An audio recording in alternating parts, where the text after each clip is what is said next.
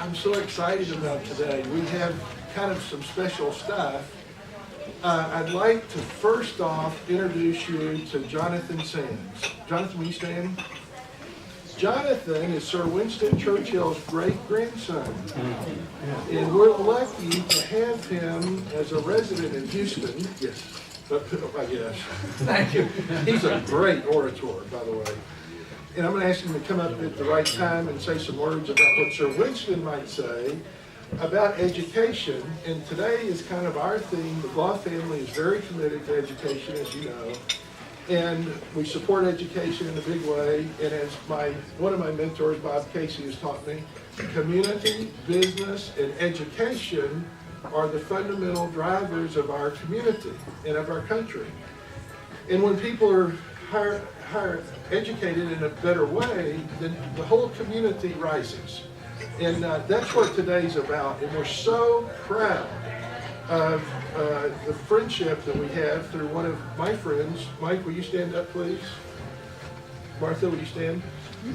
Mike's brother, Martha's brother-in-law, is Dave Halsey, who's the chairman of the board of Lone Star College, and we're so happy to have that new friendship. We're going to move in first. We'd like to have the blessing. So, I call you preacher. So, Wayne Everly. There's a scripture that talks about when people come together, it's like iron that sharpens iron and brings out the best. And Carl, these luncheons have been a great learning experience and sharing of ideas. So, God, thank you for giving us places where that iron does sharpen iron, where we can grow and learn new things, where men and women visit and talk and ask questions and share ideas. We look forward to our time today, and we thank you for the food and the friendship that's shared. In your name we pray. Amen. Amen. Amen. Thank you.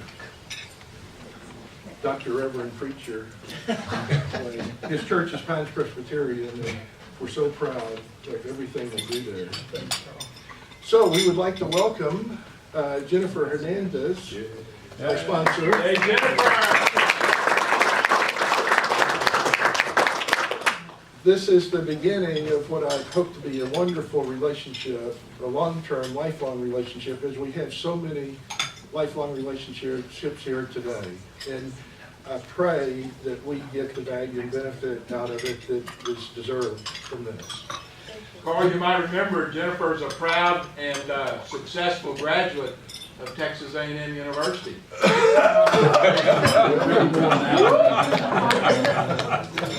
Bob, I'll let you know. Yeah, we love the Cougars. Bob, I wasn't going to say that, but since you said it, okay. Hard for a T-SIP to say that. Cougar too. So I was thinking, what could we do that's creative and innovative and different to introduce you to our friend and client and new sponsor, Jennifer Hernandez. She sends out the most amazing, creative, and innovative thing every week, which is Earn Update, and it's video. So I would like to play the last video you sent. Sure. Let's do it. Ashley, the pressure's on, Ashley. By the way, happy September. Welcome to the Jennifer Hernandez Video Monthly Newsletter. So we are in Houston at Market Square. You can see this great iconic clock at the corner of Travis and Congress Street.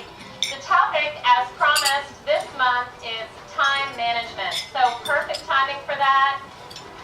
Increased traffic patterns with school back. Lots of social events as we're running around town trying to work life and balance, and everyone wants to be outdoors and running and errands and all kinds of things that we have to do. So here's the deal. Calendar. Your calendar is the number one important thing. I use Outlook. I use colors. So I have 4 colors max. Yellow time is family time. I put that on the calendar first of the things that I have to do. Working out, kids soccer, this, that, and the other. And then I do green time, the things that are going to be making me money, like meeting with clients or meeting with realtors, having a luncheon, those kinds of things. And then, of course, there's red time. We all have to have time where we have to have a meeting. We have to lead our team. We have to have things that are recurring that we have to do. Paperwork is a big one. You've got to schedule time for that in. I also suggest that you have an early day or two and a late day. My late night is Wednesday, which is when we're shooting this video. So Wednesday nights, my family knows that I come home at a certain time, and it's okay. So the early days is when I do paperwork, and then I use this little guy, this timer, to keep me on track. So if I have an hour and a half to do paperwork, and I want to work on 2 to 3 different things in that time, I'll set this guy for 25 minutes to work on the one thing I'm doing, and then he'll go off, and then I'll move to the next thing that I'm supposed to be doing. The key is to stay focused. Remember that it's only a short amount of time. Whatever you're doing, do whatever it takes to keep yourself on track, whatever works for you. Here's the fun part. The best time management tip that you have, I want you to send to the email here your best time management trick, and we're going to vote on it, and we are going to announce the winner. You're going to get a $150 Amex gift card, and to not time manage, to relax and enjoy something, okay? And we can't wait to announce it next time. We love being your lender. Thanks for your business, and we'd be honored for your next referral. Talk to you soon.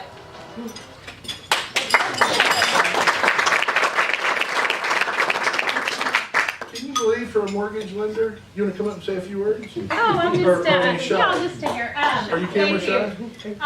Yeah, mortgage is just, it can be just so boring, 30 or 15-year fix, so I jazz it up a little bit. But just very appreciative and honored to be involved. I do residential mortgage lending. We are part owned by a bank, Crockett National Bank as well, so any commercial needs that someone might have, a business or a building that wants money, I can hook you up with our counterpart. They do a great job. Crockett's not in Houston, but they are really trying to do a lot of business lending here. So anyway, just any kind of financing needs, just when you think about money, you can think about me, and my card is at everyone's table. And if I can't help you, I tell you really, really quickly and try to, I like to connect people, and so I want to connect you to somebody that I know that can help you with whatever your needs are. So we would just want to be a resource, and thanks for involving me. I appreciate it. Well, we're going to have a great time. Thank you. Thank you. I'd also like to introduce Kevin Mondergan, my partner, and also my partner and manager in BSGL Financial Services, and they're also a new sponsor. And so, Kevin, would you like to say a few words? Good afternoon, everyone. Just to let you know, I'm a CPA by training, not a marketer, so that's one of the reasons I'm hooked up with Carl. He's our marketer. But yes, BSGL Financial Services was established in 2003 as the financial planning and investment management arm of the GLO CPA company. So we've been at it about 12 years now, close to that. We are a state registered advisory firm, got about $80 million under management, and we work with individuals, business owners, and small businesses on their financial planning and investment needs, any retirement plans or whatever they may have. So I'm also appreciative and proud to be here, as one of the sponsors, and look forward to a very successful year. Thank you, Kevin. Thank you. I think Kevin's and his team is managing about $160 million, and it's growing. And we're real proud. They've only lost one client that I know of in those 13, 14 years, and he and his team are doing an outstanding job over there. And I don't throw that around knowing that can come back, but they really are doing a good job. Dave Holsey, who is Mike's brother, is the chairman, and he had an accident on his bicycle Saturday, so he's not able to be with us. But we do have Dr. Steve Head, the chancellor of Lone Star College, and I'm going to ask my dear friend and also client, Bob Casey, to actually introduce him. Bob was and is now retired, not retired, but he started a new phase of his life. He was the associate dean at Bauer College and raised about $150 million during a 15-year period there.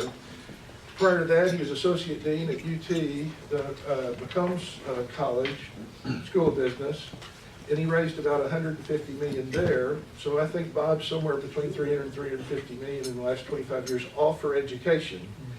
Now he's doing consulting with 3 universities, And I thought this would be a good time and good place to highlight Bob by making this introduction. So Bob, would you please introduce Steve Head, Chancellor of Lone Star College? Thank you, Carl. Thank you. Carl's like a blood brother to me, and he just handed me this about 3 minutes ago. But in higher ed, as in any business, you learn to be agile, mobile, and flexible, right? So I'm pleased to be here. To reiterate a few things, when people in business are successful, communities prosper. The only way to do that is through education. That's the bridge that connects it all. That's the bridge that breeds success, and an educated populace is the prosperity of a community, a country, a state, a nation, however you want to phrase it.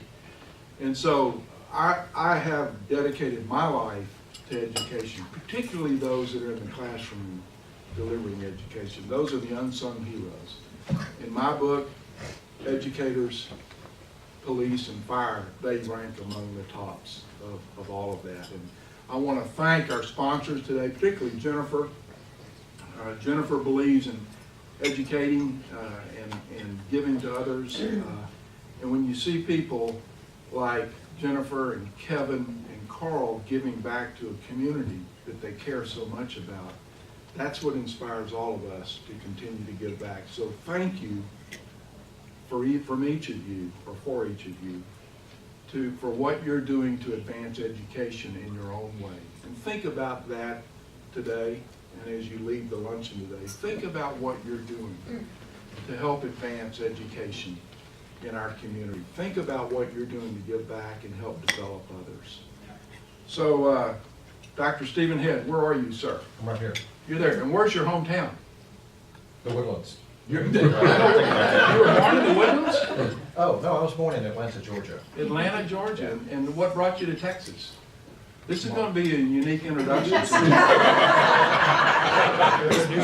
I don't believe in standing up here and reading I something. had several warrants out for my, no. Dad worked for a pipeline company that stretched from Houston to Washington, D.C., so I graduated right outside of Washington, D.C., then we moved to Texas. And what pipeline It company? was Plantation, which was owned by 6 or 7, primarily Humboldt. Right. What are they called? ExxonMobil, Yeah. So we always wanted to move to Texas. That was the greatest thing we ever did. So you got to Texas and never left, That's right? correct, yeah. What inspired you to get into higher education? My mother wanted me to be a college president. My dad wanted me to be an engineer, so I started out in engineering. Mothers always win, I right? had a little trouble, well, in my early stages of my career, I had a little trouble going to class, so that's why I made a really good dean president. So I understand with my parents, my kids. So anyway, I just read history at a very young age, and I liked history a lot. After I got to a point, though, I really didn't want to teach, even though I do teach, and I got into administration early on. A friend of mine said, why don't you do this? And you have taught history at all of the places you've been, right? I know, yeah. I teach history in higher ed, finance. I teach By the in way, Dr. Jim Stinson, raise your hand back there. He's an undergrad from Texas Tech University, Stephen, where your undergraduate degree is from. my graduate degree. I went to Your- Lamar as an undergraduate and You went to graduated. Lamar as an undergrad, I have a okay. doctorate in history from Tech. From Tech. Right. Guns up, go Red Raiders, right? Dr. Stinson has his PhD in accounting and from the University of Houston, but also did his undergraduate engineering work at Tech. We're all part of a family here. Well, so you got inspired and got into education, and then what led you to Lone Star? I went from Tech to San Angelo and worked in Angelo State, San and- Angelo, Texas. And So you were in administration at I Tech, was or just teaching? administration. I actually was the director of financial aid while I finished my doctorate. I was teaching, and believe it or not, I was also the golf coach out there. They needed a golf coach. The president called me down and said, Who was "Coach," president at that time? Drex Vincent. he called me down and said, the golf coach just quit, and we heard you play golf, and we need somebody to run the golf. So I left work every day at 2 and came back at 6. Academics have to be flexible, right? So, Other duties. just to show you what the golf team, I was the best golfer on the team, by the way.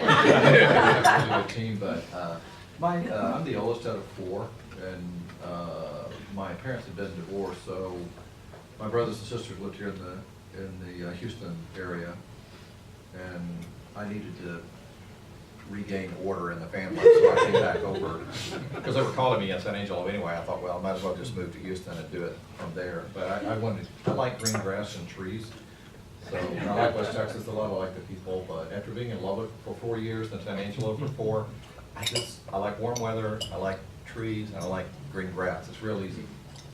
Good. So how long have you been in the Houston area and with Lone Star? Well, I came back in '84 when I started at Lone Star. So I've been in Lone Star now for a little over 30 years. So you've been involved in its rapid ascension and growth, and from something small to something. We were about really 10,000 tremendous. students when I started in '84. So I've been a college president at 3 of our locations, the executive vice chancellor. I was the interim CFO for a while. You name it, I've done. I've been the chief academics officer, the chief student services officer. So yes. And, From 10 to. I know it's probably difficult for you to be humble, but you've also received a number of distinguished service awards. Do you mind sharing some of those that are most important to you? Well, there were 2 Citizen of the Year awards. I like working in the community, and one particularly was in Acres Homes in Greenspoint, and that may not mean anything to you, but those are It does. lower income, predominantly minority areas that need our help the most. And so we really reached out to them, and we have a really good partnership with that part of the city.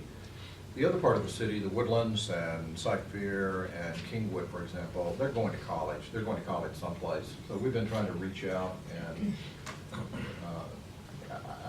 your theme today actually fits in exactly with what I'm talking about, because education, I mean, we're a knowledge economy. Education is what you need to be successful.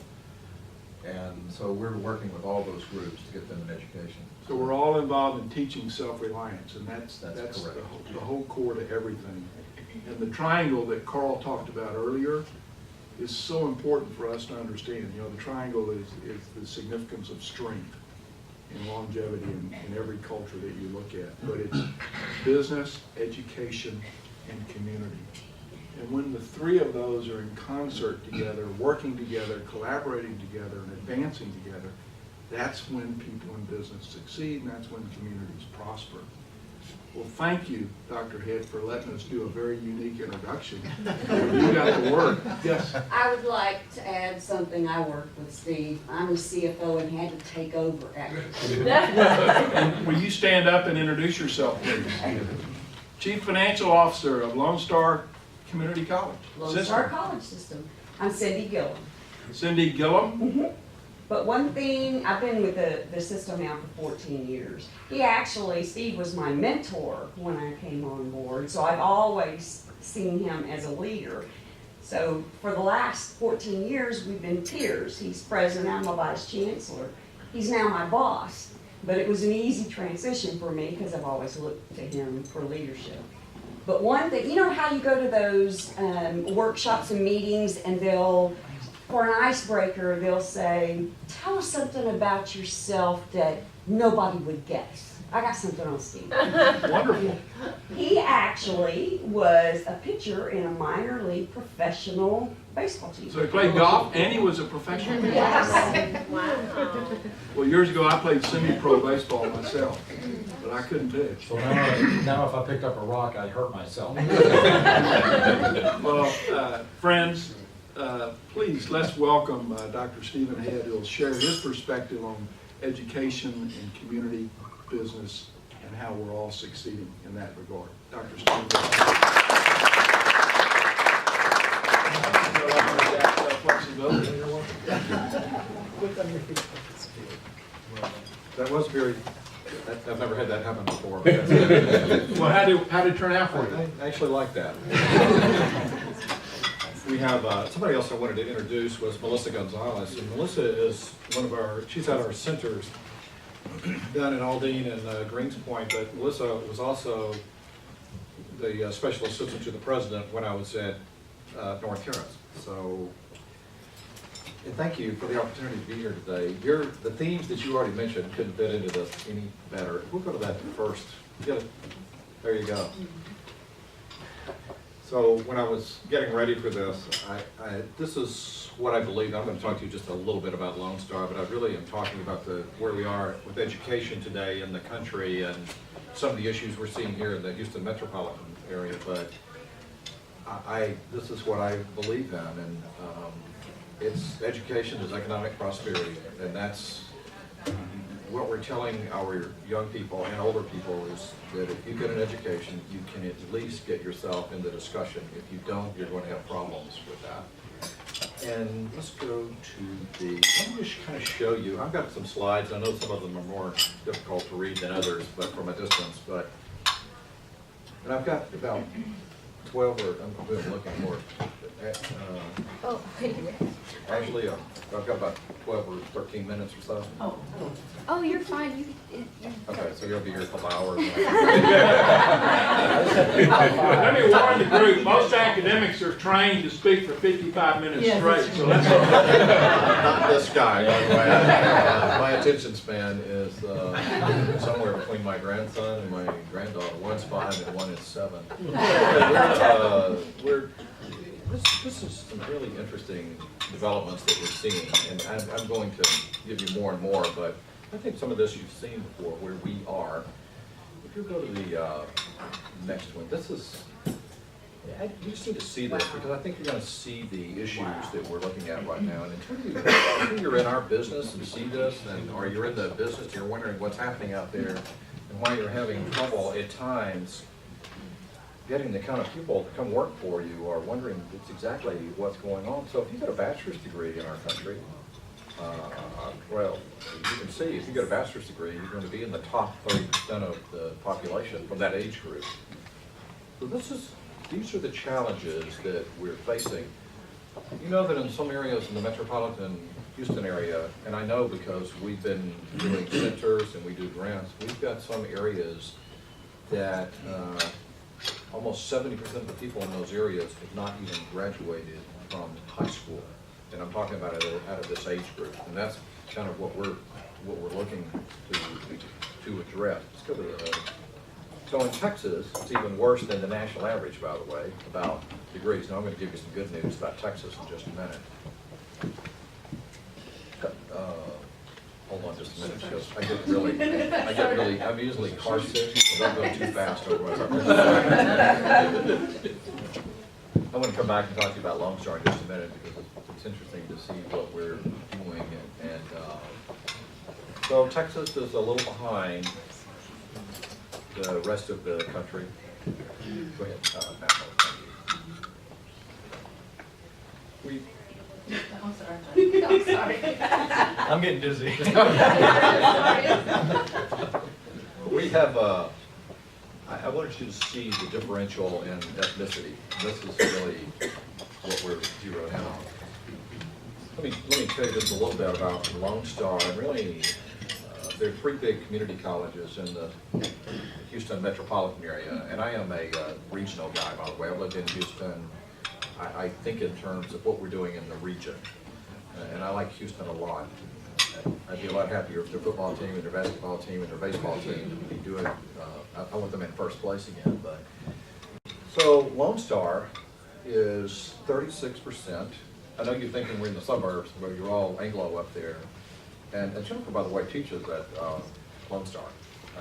Well, I've been a guest lecturer for the finance budget class. And then Michael does, Thank you for Michael giving back works, so generously. we know a lot of people that, some of the people in here actually do business with Lone Star, which is good. Michael does on the insurance on the truck driving side. Driver training, sorry. We have, so we're 36% Anglo, we're 32% Hispanic, and we're 18% African American, and we're about 7% Asian, and then we have a large international population at Lone Star. We're very large. We have about 4,000 students, 4,400 students involved. international students. We are either the first or second largest among community colleges. Is that by design, consciously by design? You mean the international This is the students? mix of diversity. No, but it fits in with what we're seeing in our area. At So community you're colleges mirroring are the a little- population. That's correct, yeah. That's good question. So here's the issue with us, though, is that you can see through these ethnic groups where the challenges are. So let's go to the next one. And I just want to show you where Texas is in this. In all of our discussions, by the way, in higher education is the key to the Texas economy. It's the key to the Houston economy. And trying to reach into some of these groups that historically aren't college going is probably our biggest challenge. Let's go to the next one. This just came, I believe this was in the Wall Street Journal a couple days ago. And so Houston, and some of this makes sense. If you're in Washington, you've got a lot of people, I mean, some of that makes sense, but Boston maybe, or even San Francisco, where you have a lot of universities. And Beaumont, I went to school at Lamar, and Beaumont is number 100, I believe. I think they're down at the bottom of this list in terms of educated cities in the country, it's a large city. So this is kind of where we are. So you see the challenge. It's always surprising to me to see where we rank in this. Let's go to the next. Dr. Head, before you leave that, is that degrees, associate degrees or full four-year degrees? I believe those are four-year degrees. Those were, that came out of the Wall Street Journal, and I read the article, but I don't remember, Bob. I don't know. I want to say four-year degrees. Okay.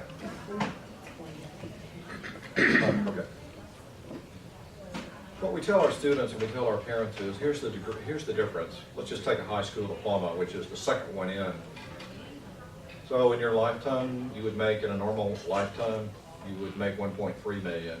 If you get a bachelor's degree, you make 2.2 million. So these are the kind of numbers that we throw out when we say you need to get an education because it's tied to your salary.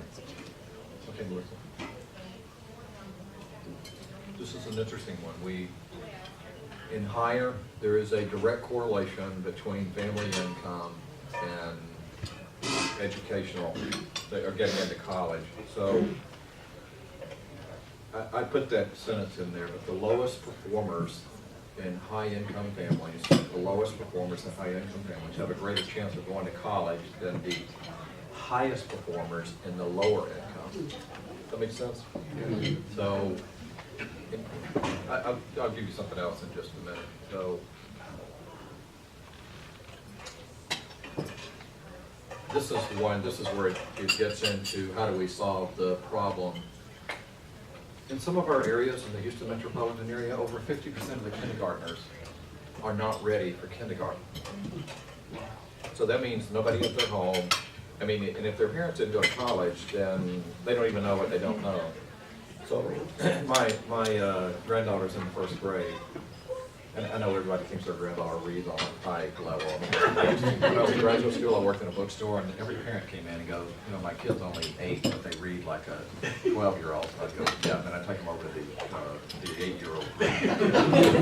Everybody thinks this, but my granddaughter could read. She actually has 4th and 5th grade books, and she's bilingual, so she speaks different. She could read in Spanish and read. Well, that's because their parents at an early age had everything from baby Einstein, that's my son, and you know, they had all that. And so they spend time with them, and then they even had tutors come in and help them because they understand how significant this is. That doesn't happen everywhere. In the greater Houston area, we have plenty, including the suburbs, there are a number of ISDs where that's what they're facing. Working really hard with the ISDs to close that gap. There's only so much, though, that community colleges and universities can do. You're inherently, so if you want to know why there's such a focus on developmental courses or remedial or college prep, that's why. And it's happening down at a level, even talking to the ISDs and the superintendents, the parents aren't going to pay attention.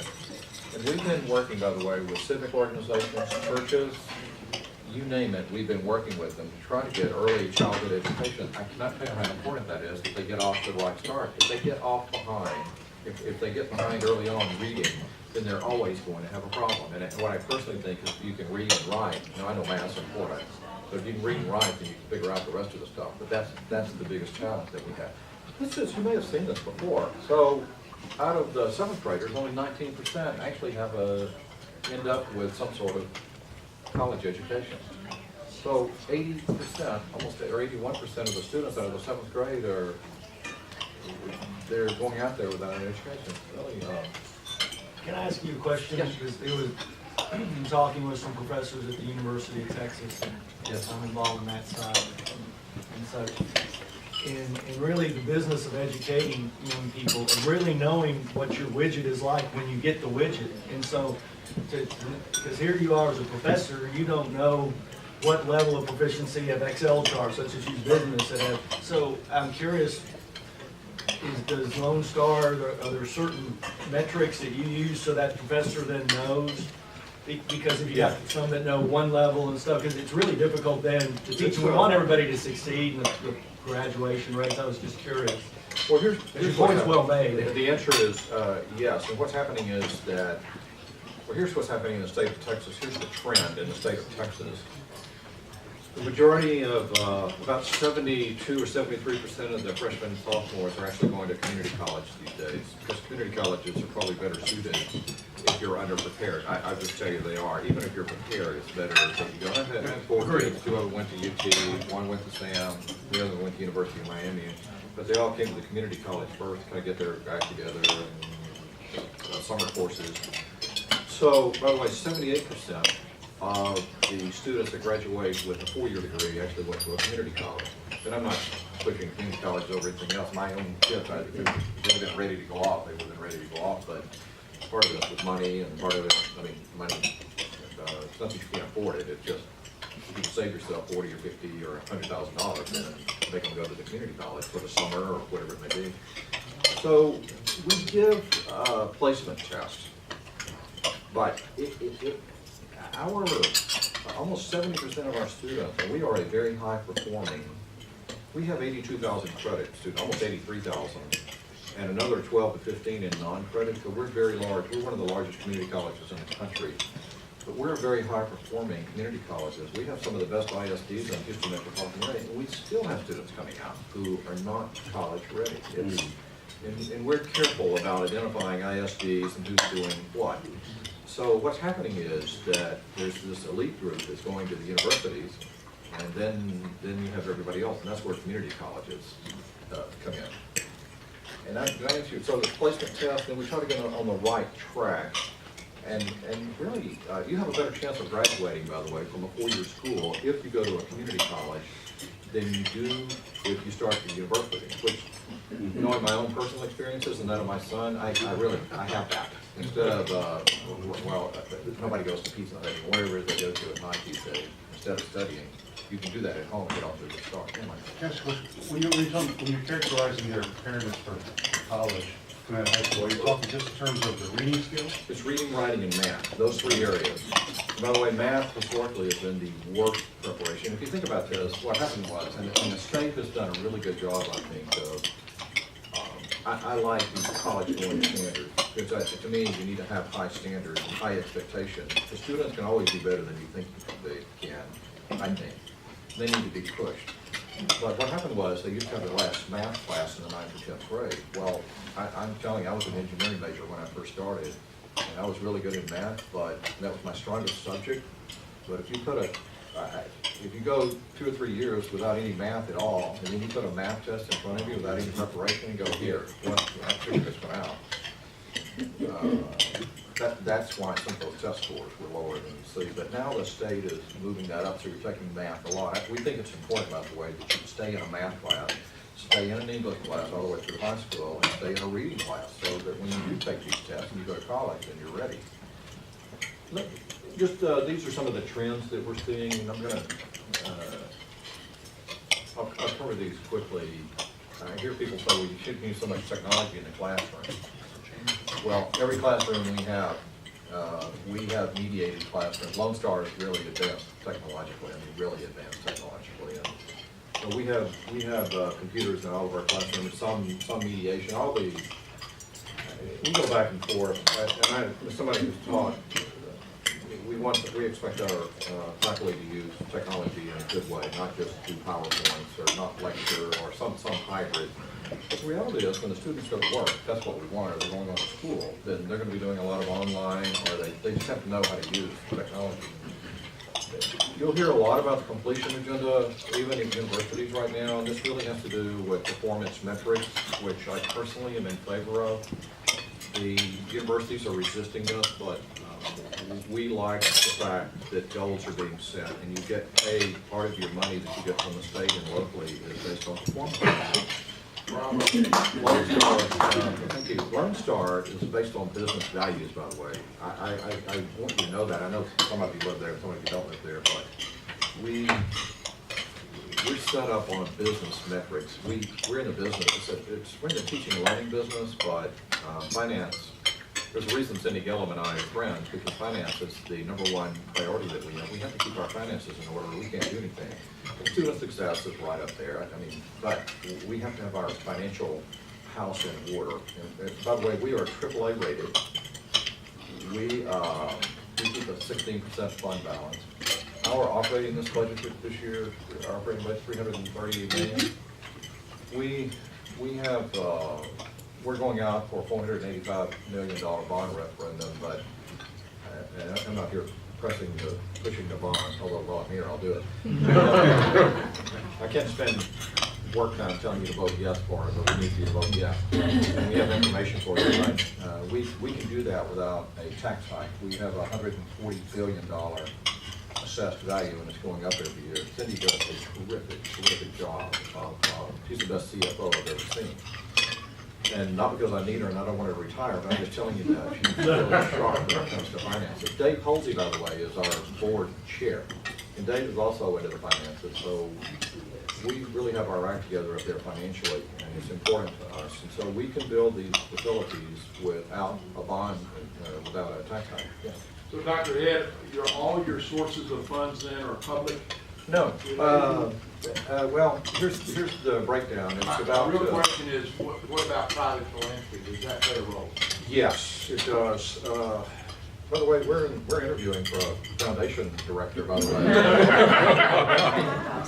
We're rolling out some money there, some numbers. If you want to come to work this afternoon, we can do that. We have about 24% of our money now coming from the state.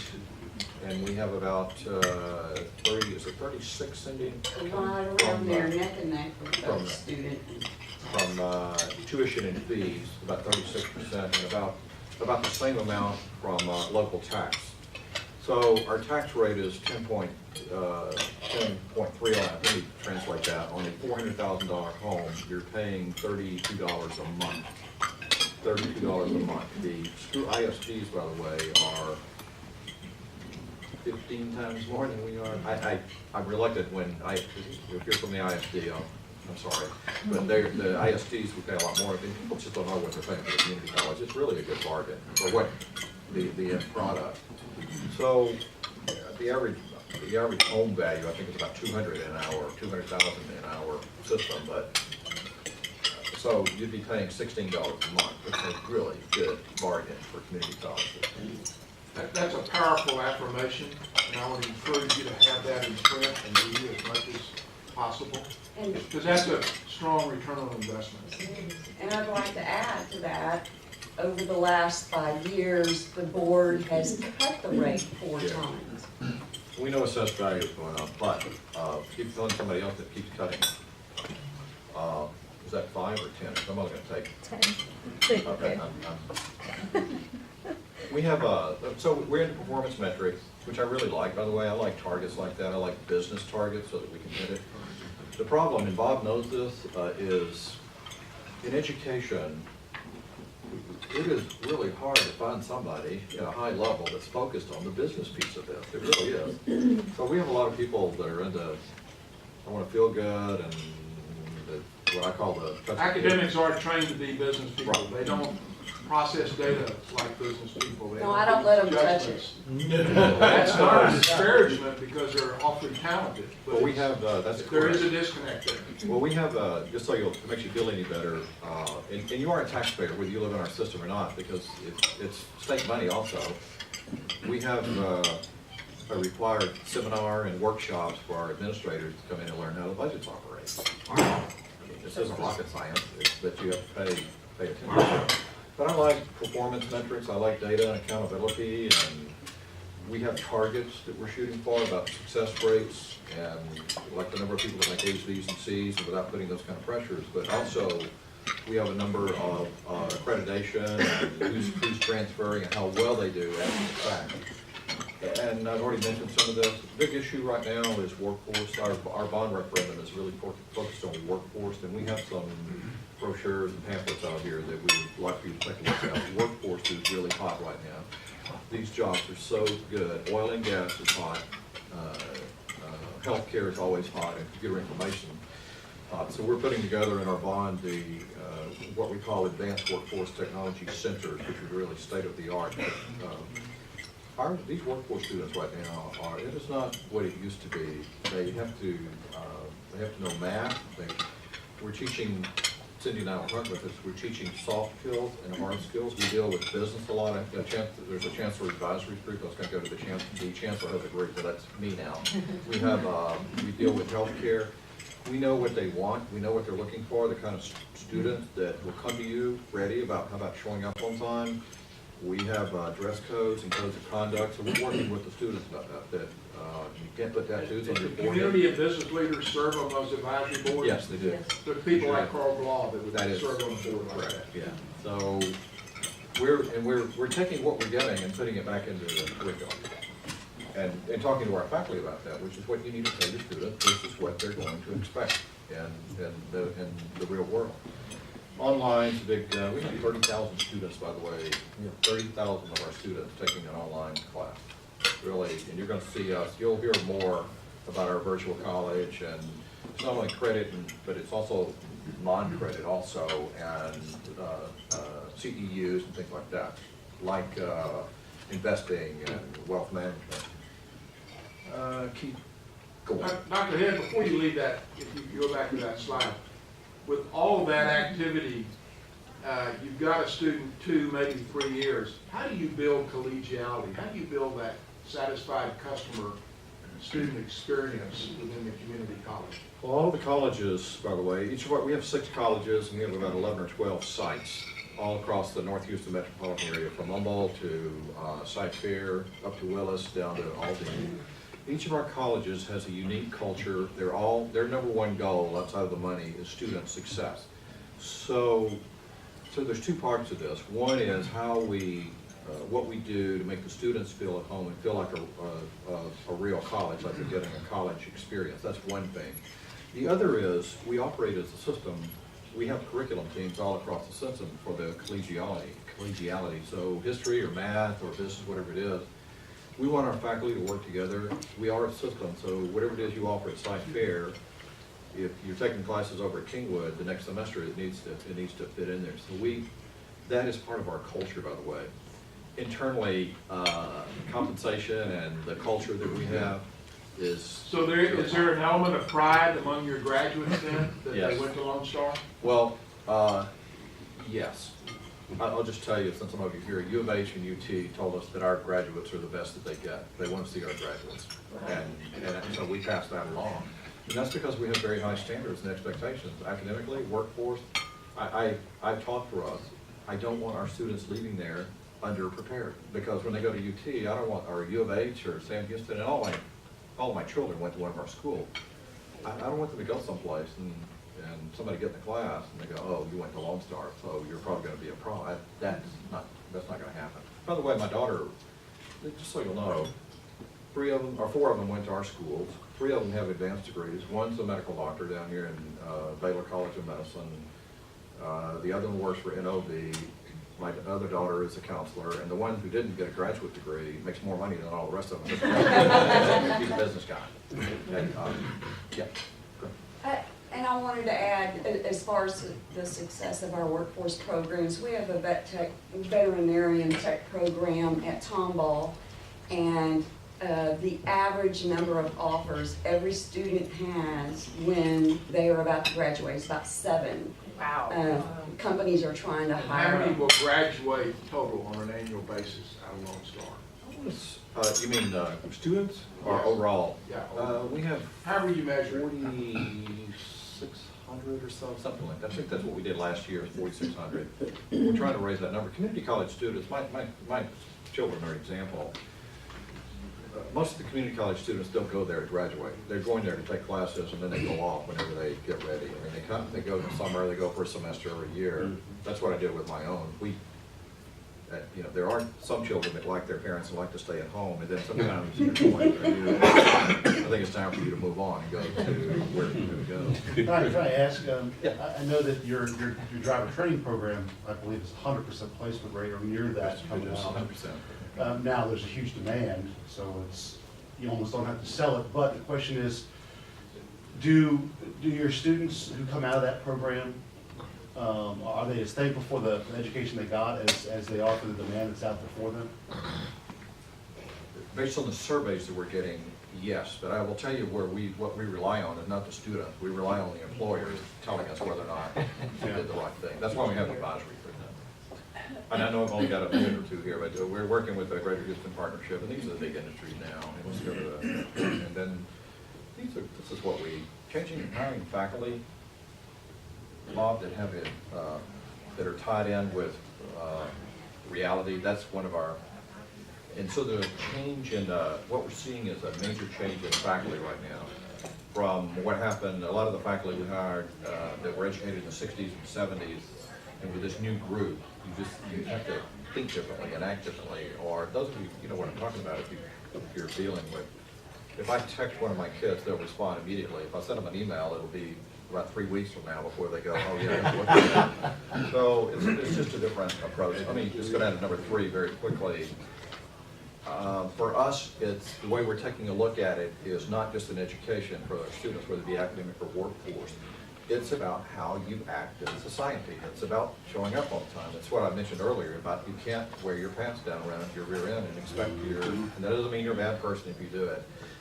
Like I've been through it all in my family, but you can't be doing that. You can do that on the weekend with your friends when you go out of town. So those are some of the issues that we're talking about, working with the high schools. And lastly, here's what I think. I still think America is the place to go when you travel someplace and they want to come to America, go to China sometime, or go to Europe and they want to come to the United States. We have a college in Indonesia right now, believe it or not. We have a contract, we're not paying anything, they're paying for everything. Well, they want to come though for graduate school and they want to be associated with the United States education. So for all of that and all these challenges that we have, America is still, I think, the best place to get a college education, especially if you want a graduate degree. America is the place to go. I know I went through a lot of stuff in a hurry. I could talk to you for a long time. I will tell you that we're all very proud to work at Lone Star. And we're all very sensitive to taxpayers' money. We are taxpayers ourselves, and so I can tell you from our end of it, we've got a great board. We've got a great financially. We're in good shape, and living in Houston, we could not be in a better place at a better time. I will tell you. So we think very regionally and statewide, and so you should be proud of your community college system. They're there and they're there to help you, and I think they'll make, what I said, like going back to that first slide, if we have an educated public, then we're going to be sound financially, and it's going to benefit all of us. So thank you for your attention and your questions. I appreciate it.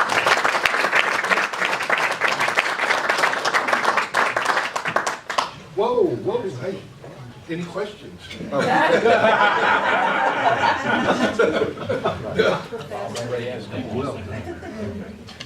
Anybody have any questions? Oh, yeah. Let's go this way. Right here. So I'm an architect studying higher education and haven't worked on your campus yet. Well, one of your campuses is St. Houston, but I'm looking forward to working on your campus. Can you tell me how you think building design can help your mission? Yes, I do. There is a correlation between building design and the, I've worked on this a lot. I mean, we've had these construction projects. Did you work on the Sam Houston building in the Woodland? Yeah. I actually marked off the area where that's going to be, by the way. The university sent a report to me from it. So, yes, design, and when we look at the little classrooms, there is a correlation between that and student engagement. Student engagement and student success are tied together, so absolutely. Great to hear. Yeah. Who's the lady that asked that question? And I used to work with you, Bob, at University of Houston, in the AIM Center. I was going to say, so I'm actually president of the University of Houston Young Alumni, and one thing that we've seen right now is that, well, we've heard many other people who have gone to the so I love it, but one thing that we're trying to help out with our alumni is financial education. You have many people who don't go to battle, who don't get their education in finance, and they have no idea what to do with their lives whenever they start making money and whenever they actually don't have bills to pay because all the money that they're making is going to cover for them. So are you doing anything to try to help people whenever they do get out of college and learn at least the basics of finance? Well, here's what we do with our students, because we basically have them for 2 years. By the way, the legislature is going to give community colleges, we think, the authority to offer bachelor's degrees in certain areas where the universities don't do it, like in nursing, for example, or in a Bachelor of Applied Technology. So there are 3 colleges that have that in the state already. Forecasting that with a positive. Yes, we are, and we will be one of the colleges. Just we have a great relationship with our university partners, but there's certain areas that they don't want to go, like Bachelor of Applied Technology, they're not doing it. It works in Florida, and it'll be limited, but we incorporated that in we have a student success class. We do it at a low level, and I mean a rudimentary level for students, but that's the first time they get exposed to money management and finances and all that. But that's all we do right now. So yes, that is one of the big challenges, I think, for every college student is about how to manage your money. And it's required. Yes, that course is required. Anything else?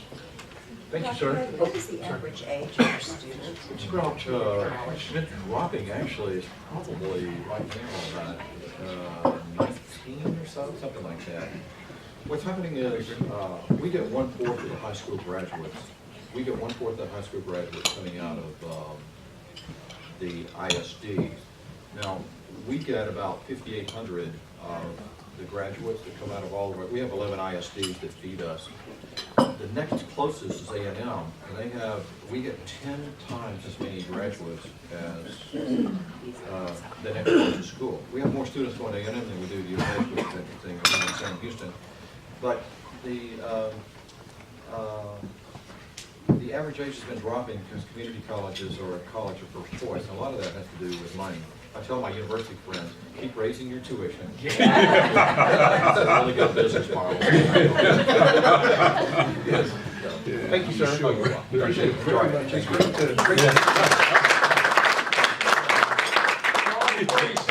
Dr. Head, could you make a comment, please? I work with some charter schools, and I know that the high school students are sometimes doing internships within business environments. Yes. Do you see internships playing a role in your future? Yes, we do have some internships, but not as many as we would like. And I think you'll see us step that up in the next year. I think that's a great way for you to link the business community Yeah, I to those totally agree sectors with you you. serve. Yeah, we're starting in what we really want to do is a lot of this in the workforce piece of it, and we were just in a meeting, there's different kind of internships, but you're going to see us doing more of that, so they know what to expect when they get out and help them with jobs, I actually. think seeing those environments will help them make informed decisions. Thank you so much. You are.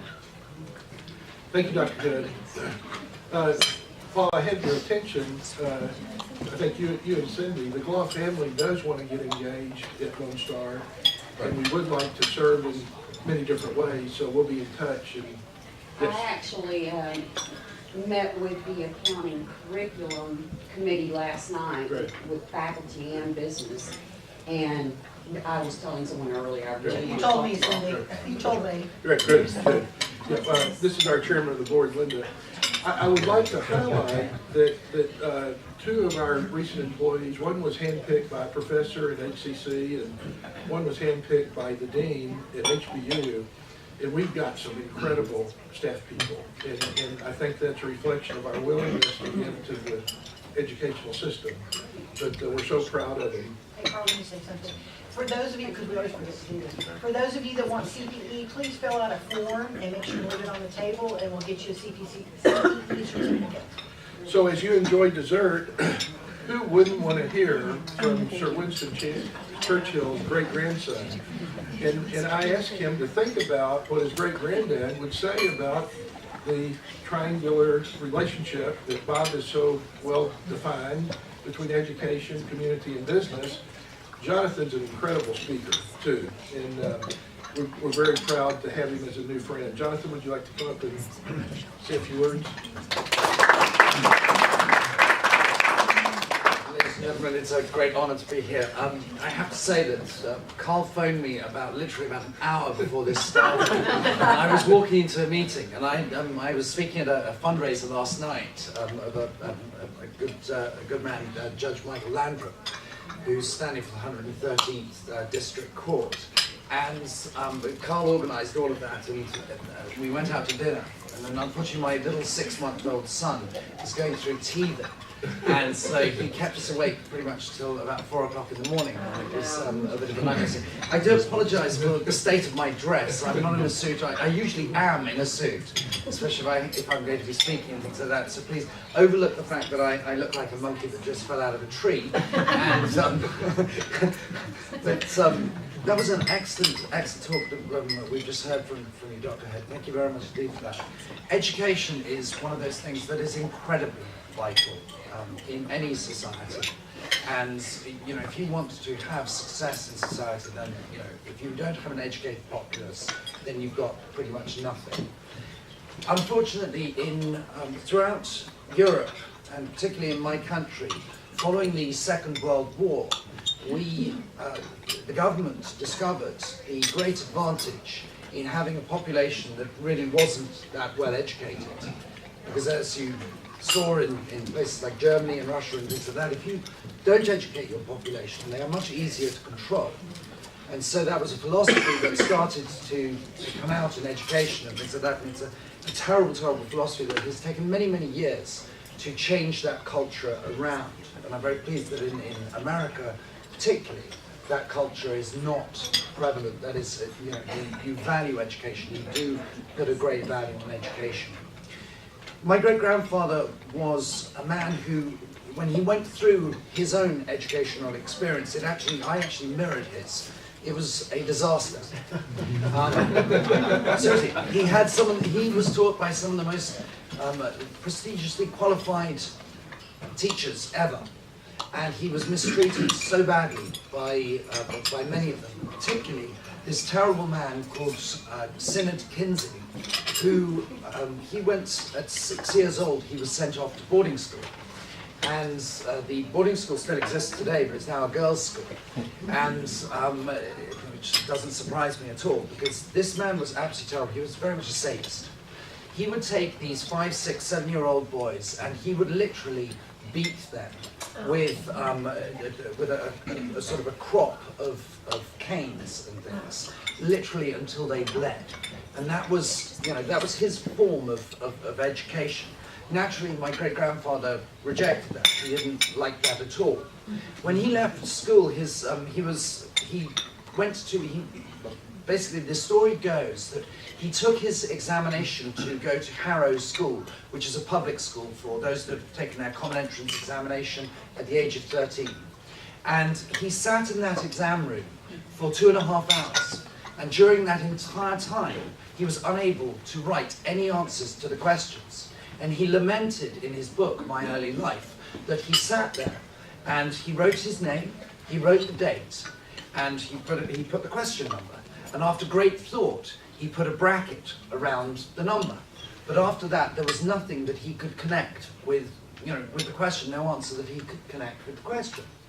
And after 2.5 hours, they were collecting all the exam papers, and these was incredible. Nobody else had seen it, not his parents, nobody had seen the potential of Winston Churchill. Had that man not written past on that examination paper, my great-grandfather would never have gone into the British Army. He would never have found his way into British politics. He would certainly never have been Prime Minister in time for the Second World War. You would all be communists or potentially by now Nazis. I indeed would never have been born, thank God, so I wouldn't see the red flag with the spider.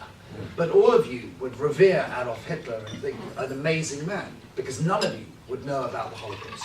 None of you would know anything about what was going on, and Hitler would have ruled quite comfortably.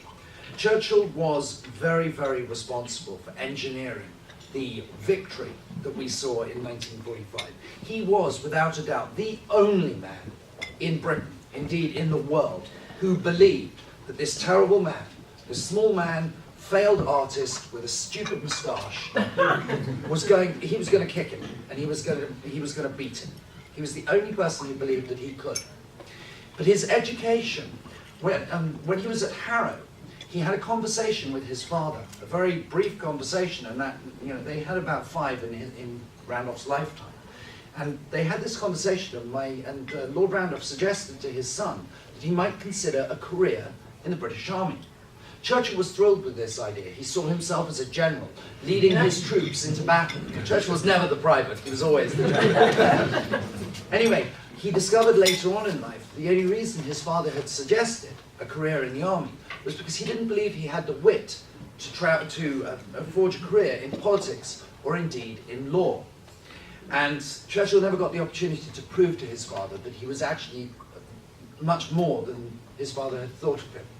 And it was terrible, the devastation that he faced. But all the way through, he never gave up, and he never surrendered. I remember hearing a conversation from a British historian called James Hughes, who was at Harrow School when my great-grandfather visited during the Second World War. And he had the opportunity to have a conversation with Churchill. And he asked him, he said, well, what would you suggest I do? How did you get through life? What would you suggest I do? Churchill looked at him and said quite blankly, study history. Study history. For in history lie all the secrets to statecraft. Churchill was right then, and he's right today. Education needs to put heavy emphasis on history. And I'm sure, sir, that you would agree with me when I say that. If you don't have history, then you have no way of seeing what's going on for the future. You have no way of planning for the future. You have no way of being prepared for that future. If we didn't care about history, then the facts and figures that we've seen about Lone Star College today wouldn't make any difference whatsoever. It's sort of, who graduated yesterday? Well, nobody graduated yesterday. Okay, fine, so you're clearly not a success. History teaches you so much in life. And my great-grandfather put a great store by it. Having failed throughout his entire education and leaving and going into the British Army, it wasn't until he was in his early 20s and he was stationed in India, and there was nothing going on in those days, so it was very, very peaceful around the empire. We weren't conquering anyone or anything like that. So he was sitting in India, and there were only 2 things really to do: to play polo or to sit there and read. And so Churchill, he did polo in the morning, first thing in the morning, but afternoon you couldn't go out. If you went out, you would absolutely burn up. So in the afternoon, he would spend his entire afternoon reading and self-studying, self-teaching himself everything that he needed to know. He read copious volumes of history, copious volumes of politics, all sent by his mother from England to India. And he would get sometimes 20 volumes at a time. And there's a thing called the Annual Register, which still exists, which I believe was started around about 1700 or something like that. Churchill read literally every single volume right up until that year in the 1800s. He read them, all of those volumes, and took them in and started writing out about the debates. He became his own university. He believed very much in education, but he wanted an education system where teachers cared. He wanted that vocation to be, no, I haven't got a job, I want to teach because I love teaching. Not, I don't have a job, hey, I know what, why don't I become a teacher? Which is the culture that happened after the Second World War. People were literally pulled off the street. Oh, you don't have a job? No problem at all. Here's a classroom, here's 30 kids, you teach. But I've never taught anything in my life. Don't worry about that. That's not important. You just carry on. I have to say that I was taught by some of the best teachers that I came across in my lifetime, and I had a terrible education myself. Some of the best teachers that I came across in my lifetime didn't have any degrees.